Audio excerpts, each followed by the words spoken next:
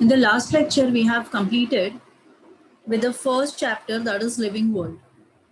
Today, we are about to start with the second chapter in biology, systematics of living organisms. Students, in this chapter, we have to emphasize more on, यानी इस पे ध्यान किस पे देना है हमें, तो definitions पे. Definitions which are related to classification. अभी जितने भी plants, animals या microbes हैं, how you are going to study them? तो we study them on the basis of classification. और जब हम क्लासिफिकेशन पढ़ेंगे we come across many terms, systematics, taxonomy, nomenclature, ये सारे टर्म्स आते हैं जब हम क्लासिफिकेशन पढ़ते हैं ऑफ प्लांट्स, एनिमल्स और माइक्रोब्स. तो in this chapter we have to give more importance to definitions. तो जितने भी डेफिनेशंस इस वीडियो में आएंगे, all those definitions you have to write down in your notebooks. Okay, now number 1 is systematics. Now what do you mean by systematics? It is the study of kinds and diversity of organisms and their comparative and evolutionary relationship. Means what? When you study plants and animals, you know that there are variety of plants and animals in our ecosystem, correct? And when you compare them, you come to know about their relationship with each other. जैसे monkeys है, apes है, human beings है, कुछ similarities है. इससे क्या पता चलता है कि ह्यूमन बींग्स का एवोल्यूशन किससे हुआ है, मंकीज और एप्स से हुआ है. तो we compare the organisms, isn't it? तो जब हम एनिमल्स को कंपेयर करते हैं, प्लांट्स को कंपेयर करते हैं, वी कम टू नो कि किससे किसका एवोल्यूशन हुआ है. And this is been given by G Simpson and it is based on Linnaeus. Carl Linnaeus is the father of nomenclature, he is the father of taxonomy.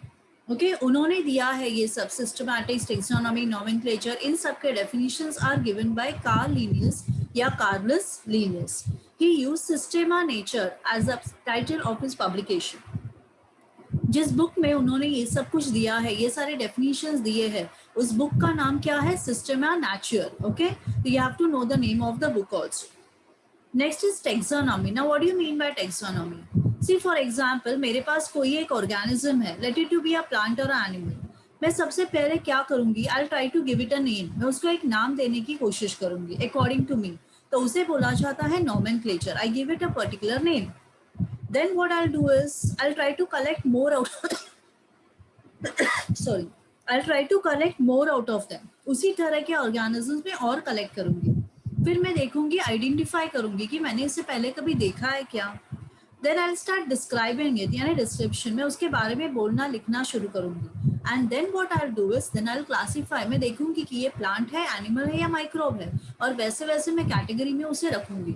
ये किस तरह होता है? As you visit a library, library में हमें दिखते हैं like books are arrange according to the title, according to the author, according to the topic, हमें बुक्स मिलते हैं. And when you go and ask to the librarian don't sit and search over there. He immediately will come and give you the book. क्यों? क्योंकि वहाँ पे books arranged होते हैं properly according to the title, according to the author, according to the topic. Same way अगर हम plants, animals और microbes को एक पर्टिकुलर कैटेगरी में अरेंज करके रखेंगे so that it will be very easy for us to study them. तो ये नाम किसने दिया है? Taxonomy term was given by A.P.D. Candolle. Okay, he was a Swiss botanist. उन्होंने ये नाम दिया है taxonomy. Now, what are the uses of taxonomy? हम ये सब क्यों करते हैं? Why do you give it a name? Why you collect the things? Why you identify them? क्यों करते हैं? तो 1, used to assign each organism appropriate place in a systematic framework of classification. हर एक organism को एक जगह दी है हमने. Because of taxonomy, we are giving a particular position to a particular organism. हम उसे रखते हैं. Plant है तो plant में, animal है तो animal में, microbe है तो microbe में. Correct? It is used to group animals and plants according to their characteristics and relationships. जितने भी plants हैं हम एक category में डालेंगे, जितने भी animals हैं हम एक category में डालेंगे. So what we do is we group plants and animals accordingly. It is used to classify organisms based on similarities and differences. अभी mammals तो कौन कौन आएंगे उनमें? Human beings आएंगे, dogs, cats and all. They all will come under mammal category. Then when you come to fishes, all fishes will come under that category. So what you do is you classify organisms based upon their similarities and differences. Then, used for assigning a name to an organism. When I use the term nomenclature, I'm giving it a name to an organism for its identification. Without confusing throughout the scientific world, means I give it a scientific name. उसे एक ऐसा नाम दिया जाएगा कि हर जगह पे उसे उस नाम से पहचाना जाएगा. That is taxonomy. It becomes easier for us to understand the trends in different groups. Trends यानी क्या, what all changes are taking place in different group of organisms, वो हमें पता चलता है by taxonomy. Okay, so you all have to write down these definitions in your notebooks. Now next comes the definition of classification. Classification is the arrangement of organisms or group of organisms with a particular well-established plan, and the definition has to be word to word. जैसे दिया है वैसे ही होना चाहिए. Definitions you are not supposed to write on your own. Okay?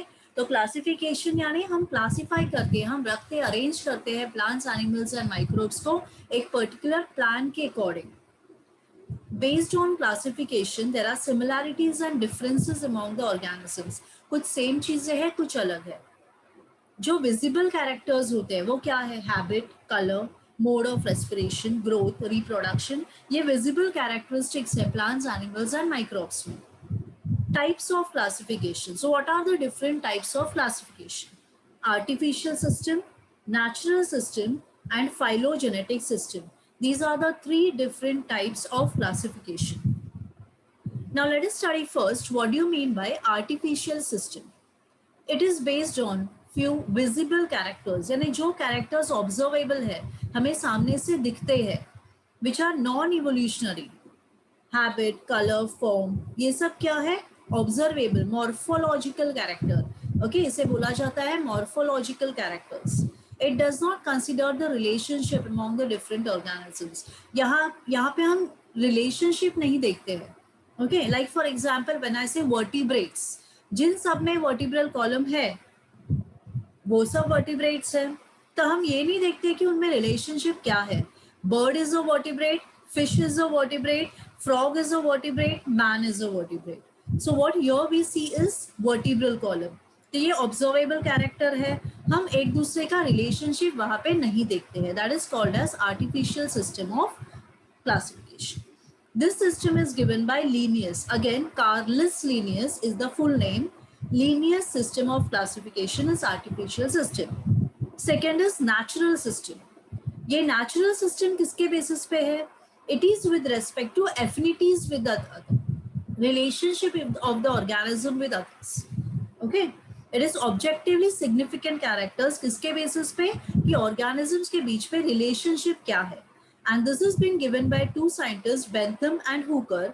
इसलिए इसे बोला जाता है Bentham and Hooker system of classification. Next is phylogenetic system. This system is based on what? So it is between different organisms with respect to common evolutionary descent. यानी ancestor, जैसे man, apes and monkeys. हम सबका ancestor एक ही है, पूर्वज एक ही है. Okay, ancestor means what? पूर्वज. तो man, ape and monkeys, सबका पूर्वज एक ही है. तो ये classification किसके basis पे है? Phylogenetic relationship के basis पे है. And it is called as Engler and Prankel's classification. Okay, so for today, I'll wind up with this thing. Whatever definitions, whatever notes I've given in this video, all you have to write it down in your notebooks.